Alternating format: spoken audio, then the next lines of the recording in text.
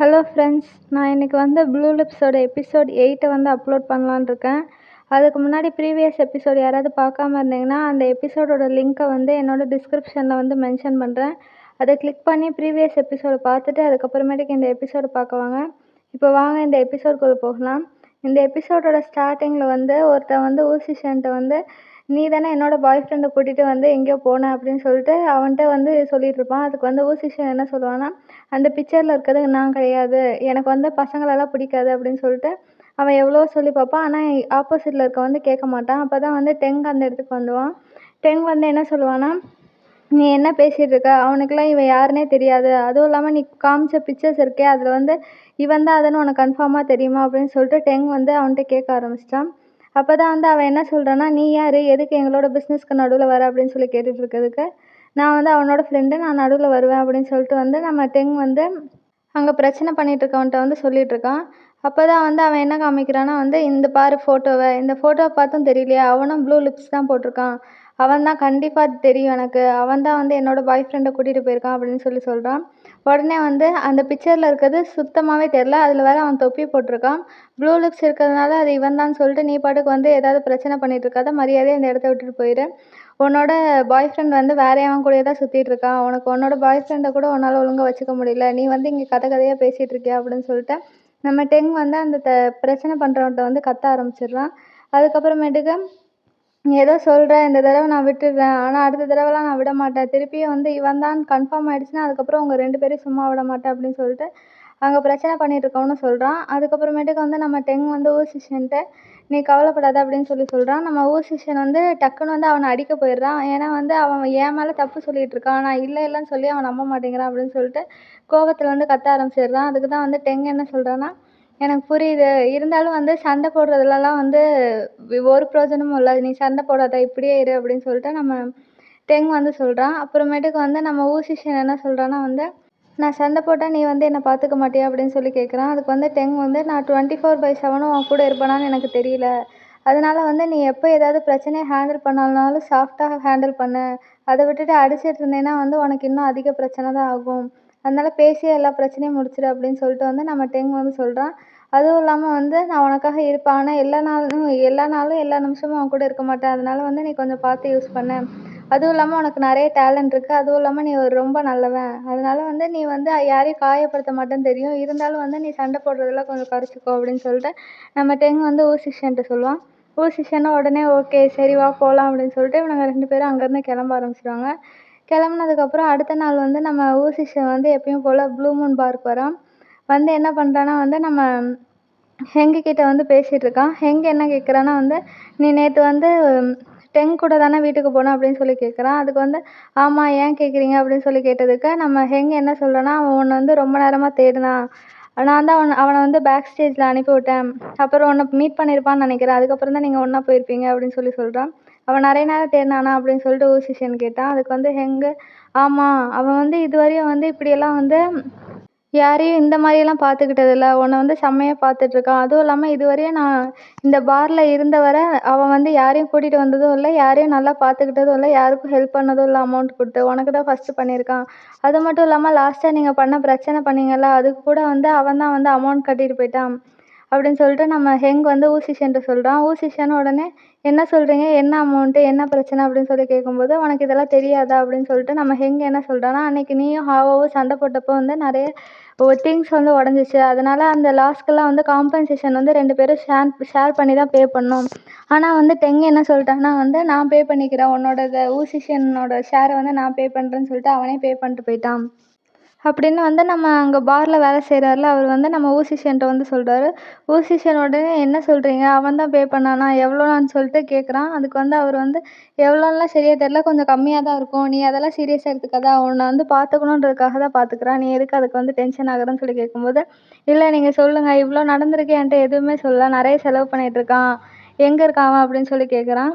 அவன் வந்து எங்கே இருக்கான்னு தெரில, மேபி வீட்டில் தான் இருப்பான், நீ வேணா போய் பாரு, அதுவும் இல்லாமல் உனக்காக வந்து அவன் நிறைய செய்கிறான், அவனை நல்லா பார்த்துக்கிறான், உங்கள் 2 பேருக்குள்ளே என்ன ஓடுது அப்படின்னு சொல்லி கேட்டதுக்கு நம்ம ஊசிஷன் வந்து எந்த பதிலும் சொல்லாமல் வந்து டைரெக்டாக வந்து யாரை பார்க்க போகிறான்னா இந்த ஹெங்கு சொன்ன விஷயத்தெல்லாம் கேட்டுட்டு அவன் நிறைய ஹெல்ப் பண்ணிகிட்ருக்கான், நான் எப்படி ரிட்டர்ன் பண்ண போகிறேன் அப்படின்னு சொல்லிட்டு பயந்துக்கிட்டே இருக்கான். பயந்துட்டு அதுக்கப்புறம் டேரெக்டாக என்ன பண்ணுறான்னா வந்து அவனோட வீட்டுக்கு போய் நம்ம டெங் வாங்கி கொடுத்த கிஃப்ட்ஸ் எல்லாம் எடுத்துகிட்டு டேரெக்டாக வந்து அந்த அடல்ட் ஷாப்புக்கு தான் போகிறான். உள்ளே வந்து டெங் இருக்கான். டெங் இருந்தோடனே நம்ம ஊசிஷன் என்ன பண்ணுறான்னா, நீ கொடுத்த எல்லா கிஃப்ட்ஸையும் நான் எடுத்துகிட்டு வந்துட்டேன், இதெல்லாம் வந்து ரொம்ப எக்ஸ்பென்சிவாக இருக்குது, நான் போடுறதுக்கெல்லாம் தகுதியான ஆள் இல்லை, அதுவும் இல்லாமல் நான் இதை எப்படி வந்து உனக்கு திருப்பி கொடுப்பேன் அப்படின்னு சொல்லி யோசித்தாலே எனக்கு வந்து ரொம்ப பயமாக இருக்குது, அதனால் நீனே வச்சுக்கோ அப்படின்னு சொல்லிட்டு கொடுக்குறான். அப்போ தான் வந்து நம்ம டெங் நோட் பண்ணுறான், நீ அப்போ நான் வாங்கி கொடுத்த எந்த திங்ஸுமே ஓப்பன் பண்ணி கூட பார்க்கலையா, ஏன் ஓப்பன் பண்ணி கூட பார்க்கல அப்படின்னு சொல்லி கேட்டதுக்கு, நான் இதுக்கெல்லாம் ஏற்ற ஆள் கிடையாது, அதுவும் இல்லாமல் நீ என் மேலே நிறைய செலவு பண்ணுற, நம்ம 2 பேருக்கும் ரிலேஷன்ஷிப் என்னன்னே தெரியாது, அது மட்டும் இல்லாமல் நம்ம 2 பேரும் ஏன் ஒன்றா இருக்கோம்னு தெரியல, நீ வந்து நிறைய அமௌண்ட் செலவு பண்ணுற, இது சரியில்லை அப்படின்னு சொல்லிட்டு நம்ம ஊசிஷன் வந்து சொல்ல ஆரம்பிச்சிடுறான். அப்போ தான் டெங் என்ன சொல்கிறான்னா வந்து, நான் இதெல்லாம் வந்து வாலண்டரியாக தான் செய்கிறேன், உனக்காக தான் நான் செய்கிறேன், வேறு எதுவும் இல்லை, அதனால நீ யூஸ் பண்ணு அப்படின்னு சொல்லிட்டு நம்ம டெங் வந்து சொல்கிறான். அதுக்கு ஊசிஷன் வந்து இல்லை, நம்ம 2 பேருக்குள்ளே என்ன ரிலேஷன்ஷிப் அப்படின்னு சொல்லி சொல்கிறான். அதுக்கப்புறம் நீ வந்து எதுக்காக என்கிட்ட வந்து இவ்வளோ அமௌண்ட்டெல்லாம் வந்து ஸ்பெண்ட் பண்ணுற, என் மேலே இவ்வளோ ஸ்பெண்ட் பண்ணுறதுலாம் உனக்கு ஜாஸ்தியாக தெரியலையா, அது மட்டும் இல்லாமல் வந்து நீ வந்து எனக்கு அமௌண்ட் கொடுக்குறதே வந்து என் கூட தூங்குறதுக்கு தானே அப்படின்னு சொல்லிட்டு நம்ம ஊசிஷன் வந்து வாய்க்கு வந்ததெல்லாம் வந்து கடமைக்கு பேச ஆரம்பிச்சிட்டான். உடனே வந்து நம்ம டெங்குக்கும் கோவம் வந்துடுச்சு, நீ என்ன பேசிகிட்டு இருக்க, நான் அப்படிலாம் இல்லை, நான் வந்து வாலண்டரியாக தான் வந்து உனக்கு வந்து எல்லா ஹெல்ப்பும் பண்ணுறேன், உன்னை வந்து பார்த்துக்கணுன்னு எனக்கு ஆசை இருக்குது, அதனால தான் வந்து நான் உனக்கு இந்த திங்ஸ் எல்லாம் வாங்கிட்டு வந்தேன், அதை விட்டு நீ ஏன் இப்படியெல்லாம் பேசிகிட்டு இருக்க அப்படின்னு சொல்லிட்டு நம்ம ஊசிஷன்ட்ட வந்து கேட்குறான். ஆனாலும் ஊசிஷன் வந்து யாராவது ஒரு ஆள் வந்து இவ்வளோ அமௌண்ட்டை வந்து ஸ்பெண்ட் பண்ணுவாங்களா, ஸ்பெண்ட் பண்ணால் அவங்க வந்து தூங்குறதுக்காக தான் கூப்பிடுறாங்க, அந்த மாதிரி தானே இருக்குது, நம்ம 2 பேருக்குள்ள ரிலேஷன்ஷிப்பே நம்ம இன்னும் கிளியர் பண்ணல, அதுவும் இல்லாமல் வந்து இதெல்லாம் சரின்னு எனக்கு தோணலை, அதனால வந்து இந்த திங்ஸை நீனே வச்சுக்கோ, நான் எல்லாத்தையுமே வந்து உன்ட்ட ரிட்டர்ன் பண்ணிட்டேன் அப்படின்னு சொல்லிட்டு நம்ம ஊசிஷன் வந்து டெங் கிட்ட சொல்கிறான். டெங் வந்து ஏன் இப்படியெல்லாம் பேசிகிட்டு இருக்க, எதுக்காக, யார் உன்னை இப்படிலாம் பண்ணிகிட்டு இருந்தா அப்படின்னு சொல்லிட்டு கேட்டதுக்கு நம்ம ஊசிஷன் என்ன சொல்கிறான்னா வந்து, நீ தான் அந்த காம்பன்சேஷன் அமௌண்ட்டும் கட்டினல்ல, அந்த அமௌண்ட்டையும் நான் வந்து ரிட்டர்ன் பண்ணுறேன், இந்தா நீ இதை வந்து எதுக்காவது யூஸ் பண்ணு, எதுக்கு என் மேலே செலவு பண்ணிகிட்ருக்க அப்படின்னு சொல்லிட்டு நம்ம ஊசிஷன் வந்து டெங் கிட்ட கேட்குறான். டெங் அதுக்கு என்ன சொல்கிறான்னா, திருப்பியும் அதை என்ன சொல்கிறான்னா, நான் வந்து வாலண்டரியாக தான் உனக்கு செலவு பண்ணுறேன், அதுவும் இல்லாமல் நம்ம 2 பேருக்கும் வந்து ரிலேஷன்ஷிப் அப்படின்னு சொல்லி சொல்ல வரதுக்குள்ளே நம்ம ஊசிஷன் வந்து சிரிச்சுட்டு, இல்லை நீ வந்து என்னை டாய் மாதிரி தானே யூஸ் பண்ணுற, உனக்கு வேணும்னா வச்சுக்கிற, விட்டுட்டு போயிடுற அப்படின்னு சொல்லிட்டு நம்ம ஊசிஷன் வந்து அந்த இடத்துல வந்து கிளம்ப ஆரம்பிச்சிட்டான் கோவத்தில். அப்போ தான் நம்ம டெங் என்ன பண்ணுறான்னா வந்து அவனை கூப்பிட்டு, ஒரு நிமிஷம் வெயிட் பண்ணு, அவ்வளோதானா நமக்குள்ள அப்படின்னு சொல்லிட்டு அங்கே இருக்க வாட்சை மட்டும் எடுத்து, இந்த வாட்ச் வந்து நான் உனக்காக தான் வாங்கினேன், ஆனால் இது வந்து கேர்ள்ஸோட வாட்ச்சு, எனக்கு வந்து வேறு யாரையுமே தெரியாது, உன்னை மட்டும் தான் தெரியும், அதனால் நீனே என்னமோ பண்ணிக்கோ, வேணும்னா நீனே வச்சுக்கோ, வேணான்னா நீனே தூக்கி போட்டுரு அப்படின்னு சொல்லிட்டு அந்த வாட்ச் கவரை வந்து அப்படியே வந்து என்ன பண்ணுறான்னா ஊசிஷன்ட்ட வந்து கொடுக்க ஆரம்பிச்சிட்டான். கொடுத்துட்டு நம்ம டெங்கும் வந்து நிறைய யோசிச்சு பார்த்துட்டே இருக்கான், ஏன் இப்படியெல்லாம் நடக்குது, நாங்கள் 2 பேரும் ஒன்றா தானே இருந்தோம், இப்போ ஏன் திடீர்னு இப்படி ஆச்சு அப்படின்னு சொல்லிட்டு யோசிச்சு பார்த்துட்டு இருக்கான். இன்னொரு பக்கம் ஊசிஷனும் வந்து அந்த வாட்சை வாங்கிட்டு அப்படியே வந்து நடந்து போகிறான். நடந்து போகும்போது ஃபுல்லாகவே வந்து டெங்கை பற்றி தான் யோசிச்சுட்டே நடந்து போகிறான். அந்த வாட்சும் வந்து அவனோட கையில் தான் வச்சுட்டு அப்படியே நடந்து போகும்போது ஃபுல்லாகவே டெங் என்னென்ன பண்ணலாம் அப்படிலாம் யோசிச்சு பார்த்துட்ருக்கான். ஆக்சுவலாக இவங்க 2 பேரும் வந்து ஒருத்தருக்கு ஒருத்தர் பிடிக்கும்னு சொல்லியிருந்தா பிரச்சனையே வந்திருக்காது. இந்த பிரச்சனையே தேவையில்லாமல் வந்தது மாதிரி தான் இருக்குது. நம்ம ஊசிஷனுக்கு வந்து நம்ம டெங் எல்லாமே நல்லதாக தான் பண்ணியிருப்பான், ஆனால் ஊசிஷனுக்கு வந்து அதிகமாக அவன் பண்ணதுனால எப்படி ரிட்டர்ன் பண்ணுறதுன்னு தெரியாமல் அப்படி பிரச்சனையை பண்ணிட்டான். இப்போ வந்து டெங் வந்து சோகத்தில் நடந்து போயிட்டுருக்கும்போது ஹாவை வந்து கூப்பிட்றான். ஹாவை கூப்பிட்டு, என்ன நீ வந்து பேட் மூடில் இருக்கியா அப்படின்னு சொல்லி கேட்டதுக்கு, ஆமாம் அப்படின்னு சொல்கிறேன், நானும் அப்படி தான் இருக்கேன், வா நம்ம 2 பேரும் பேசலாம்னு சொல்லிட்டு நம்ம ஹாவை வந்து நம்ம டெங்கை வந்து காரில் ஏற சொல்லி கூப்பிட்றான். உடனே நம்ம டெங்கும் சரி நானும் சும்மா தான் இருக்கேன், வா போகலாம் அப்படின்னு சொல்லிட்டு நம்ம டெங்கும் வந்து என்ன பண்ணுறான்னா ஹாவோட காரில் ஏறி அவன் கூப்பிடுற இடத்துக்கு போகிறான். இங்கே பார்த்தா ஹாவ் வந்து அவனோட வீட்டுக்கு தான் கூட்டிகிட்டு போயிருக்கான். வீட்டில் வந்து இவங்க 2 பேரும் உட்காந்து நிறைய பீர் பாட்டிலெல்லாம் குடிச்சிட்டு வந்து மேட்ச் பார்த்துட்ருக்காங்க, ஃபுட்பால் மேட்ச்சு. அப்போ தான் வந்து நம்ம ஹாவ் என்ன கேட்குறான்னா, என்ன உனக்கு வந்து லவ் பிரச்சனையா அப்படின்னு சொல்லிட்டு கேட்டுட்ருக்கான். அதுக்கு வந்து டெங்கும் ஆமாம் அப்படின்னு சொல்கிறான். உன்னை பார்த்தாலே பச்சையாக தெரியுது அப்படின்னு சொல்கிறான். உனக்கும் அதுதான் பிரச்சனையா அப்படின்னு சொல்லிட்டு நம்ம டெங்கும் கேட்குறான். அதுக்கு ஹாவ் என்ன சொல்கிறான்னா, ஆமாம் நான் எல்லாரையும் வந்து வச்சுருக்கேன், நிறைய பேர் என் கூட இருக்காங்க, ஆனால் யாரோட ஹார்ட்டையுமே வந்து நான் வச்சுருக்கல, அதனால தான் வந்து அவங்க எல்லாருமே என்னை விட்டுட்டு போகிறாங்க அப்படின்னு சொல்லிட்டு நம்ம ஹாவ சொல்கிறான். டெங் ஓ அப்படியா அப்படின்னு சொல்லிட்டு கேட்டுருக்கான். அதுக்கப்புறமேட்டுக்கு நம்ம ஹாவ என்ன சொல்கிறான்னா, இந்த மாதிரி பிரச்சனையெல்லாம் அப்படியே விட்டுரு, 2 பேரும் ஒன்று சேர முடியலன்னா அப்படியே விட்டுரு, இந்த பிரச்சனையை நினச்சி யோசிச்சுட்டே இருக்காத, சேஸ் பண்ணிவிட்டு அடுத்த லைஃப்பில் மூவ் ஆன் பண்ணு அப்படின்னு சொல்லிட்டு சேஸ் பண்ணிருக்கான்.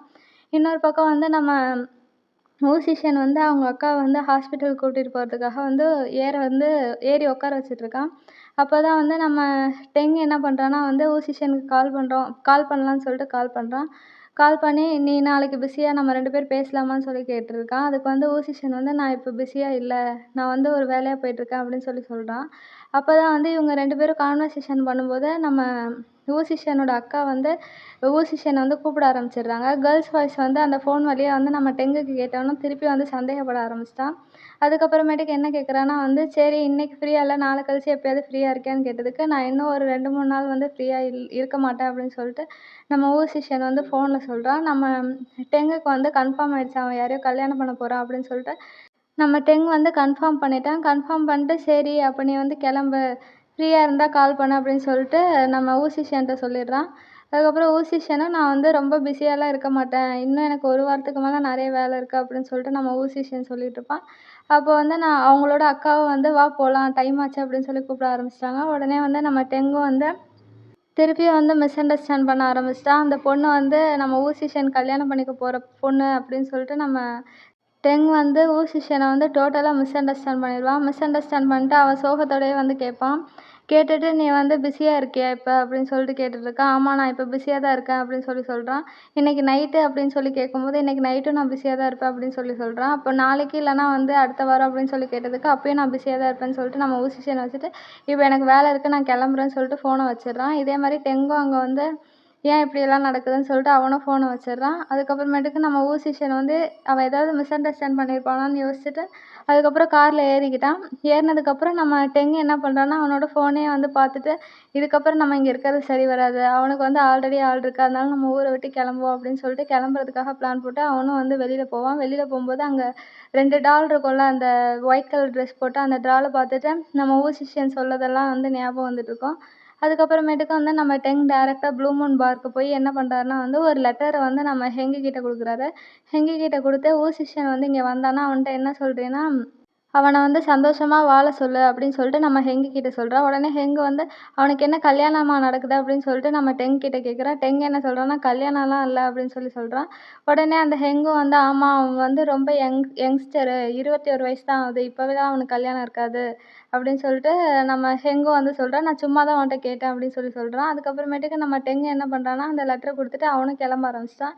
கிளம்பி அவனோட வீட்டுக்கு போயிட்டு என்ன பண்ணுறான்னா, அவனோட திங்ஸ் எல்லாம் பேக்கப் பண்ணுறான். அவன் வாங்கி கொடுத்த கிஃப்ட்ஸு ஊசிஷனுக்கு வாங்கி கொடுத்த கிஃப்ட்ஸ் எல்லாம் டேபிளில் வச்சுட்டு, அதையும் கொஞ்ச நேரம் பார்த்துட்டு அதுக்கப்புறமேட்டுக்கு அவன் வீட்டை விட்டு கிளம்ப ஆரம்பிச்சிட்டான். எல்லா திங்ஸையும் வந்து அவன் எடுத்துட்டு டோரையும் வந்து லாக் பண்ணுறான். ஆனால் வந்து ஃபுல்லாக கீ போட்டுலாம் லாக் பண்ணல. சும்மா லாக் பண்ணிட்டு கிளம்புறான். அதுக்கப்புறமேட்டுக்கு இந்த பக்கம் வந்து நம்ம ஊசிஷன் என்ன பண்ணுறான்னா வந்து நடந்து வந்துட்டுருக்கான். நடந்து வந்துட்டுருக்கும்போது ஹாஸ்பிட்டல்லேருந்து ஃபோன் வருது. ஃபோன் வந்தோடனே நம்ம ஊசிஷன் வந்து எந்த ஹாஸ்பிட்டல்னு கேட்குறான். ஹாஸ்பிட்டல்னு சொல்லிட்டு உடனே டக்குன்னு வந்து நம்ம ஊசிஷன் வந்து ஹாஸ்பிட்டலுக்கு வந்து ஓட ஆரம்பிச்சிட்டான். இன்னொரு பக்கம் வந்து நம்ம டெங் என்ன பண்ணுறான்னா வந்து அவனோட ஷாப் இருக்கும்ல, அந்த ஷாப்பையும் வந்து பார்த்துட்டு, அதுக்கப்புறம் சரி இங்கே இருக்கிறது சரி வராது அப்படின்னு சொல்லிட்டு நம்ம ஃபெங்ஷாவுக்கு போகலாம் அப்படின்னு சொல்லிட்டு அவனோட சொந்த ஊருக்கு போக ஆரம்பிச்சிட்டான். இன்னொரு பக்கம் வந்து நம்ம ஊசிஷனோட அக்காவுக்கு வந்து உடம்பு சரியில்லாம போயிடுச்சு. அதனால ஹாஸ்பிட்டல்ல அட்மிட் ஆயிருக்காங்க. அவங்க வந்து ரெஸ்ட் எடுத்துட்டு இருக்காங்க.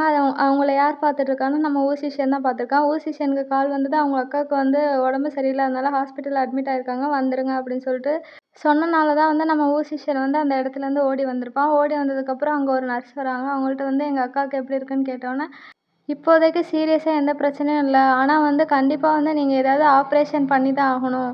இல்லன்னா வந்து உங்க அக்காவோட உயிருக்கு ஆபத்து அப்படின்னு சொல்லிட்டு அந்த நர்ஸ் சொல்லிட்டுருக்காங்க. இன்னொரு பக்கம் வந்து நம்ம டெங் வந்து அந்த ஊரை விட்டு கிளம்புறதுக்காக பிளான் பண்ணிட்டான். அப்படி கிளம்பும்போதெல்லாம் வந்து நம்ம டெங் வந்து நெறைய பிக்சர்ஸ் எல்லாம் யோசிச்சுக்கிட்டே போறான். என்னன்னா வந்து நம்ம ஊசிஷன் வந்து ஒரு பொண்ணு கூட வந்து நெறைய ட்ரெஸ்ஸஸ்லாம் வந்து செலக்ட் பண்ணி அந்த ட்ரெஸ்ஸஸ்லாம் வாங்குறதுக்கு போற மாரி அதெல்லாம் வந்து அவன் பார்த்துட்டுருக்கான். பார்த்துட்டு வந்து என்ன பண்ணுறான்னா வந்து சிகரெட் பிடிச்சிட்டு இருக்கான். இது எல்லாத்தையும் வந்து அவன் முன்னாடியே எப்பயோ பார்த்துருக்கான். ஊசிஷன் வந்து ஒரு பொண்ணு கூட போறத. அத வெளியில சொல்லாம அப்படியே வச்சுட்டு இப்போ வந்து திருப்பி யோசிச்சு பார்த்துட்டுருக்கான். யோசிச்சு பார்த்துட்டு இருக்கும்போது இன்னொரு பக்கம் வந்து நம்ம நர்ஸ் என்ன சொல்றாங்கன்னா வந்து, "நீங்க வந்து சீக்கிரம் பெரிய ஹாஸ்பிட்டலுக்கு போய் ஃபுல் செக்கப் பண்ணுங்க. ஏன்னா வந்து இந்த மாரி நோயெல்லாம் வந்து ரேரு. இதுக்கப்புறம் வந்து பார்த்துக்கிறதுலாம் ரொம்ப கஷ்டம். உங்க அக்கா ஆல்ரெடி ட்ரீட்மெண்ட் எடுத்துட்டு இருக்காங்க. மெடிசின் எடுத்துட்டு இருக்காங்கன்னு தெரியும்.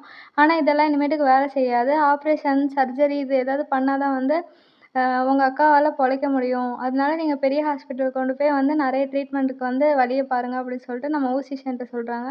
ஊசிஷனும் சரின்னு சொல்லிட்டு அதுக்கப்புறம் என்ன பண்றான்னா, ப்ளூ மூன் பார்க்கு தான் போறான். போனோனே வந்து நம்ம ஹெங் என்ன பண்றான்னா, நம்ம டெங் வந்து ஒரு லெட்டர குடுத்துருப்பான்ல, அந்த லெட்டர குடுத்தான். குடுத்துட்டு வந்து நம்ம ஹெங் என்ன சொல்றான்னா வந்து, டெங் வந்து உன்னை வந்து நல்ல வாழ்க்கையை வாழ சொல்கிறான், சந்தோஷமாக வாழ சொல்கிறான் அப்படின்னு சொல்லிட்டு இந்த லெட்டரை வந்து என்கிட்ட கொடுத்துட்டு போனான். அதை தான் வந்து நான் உன்கிட்ட கொடுக்குறேன் அப்படின்னு சொல்கிறான்.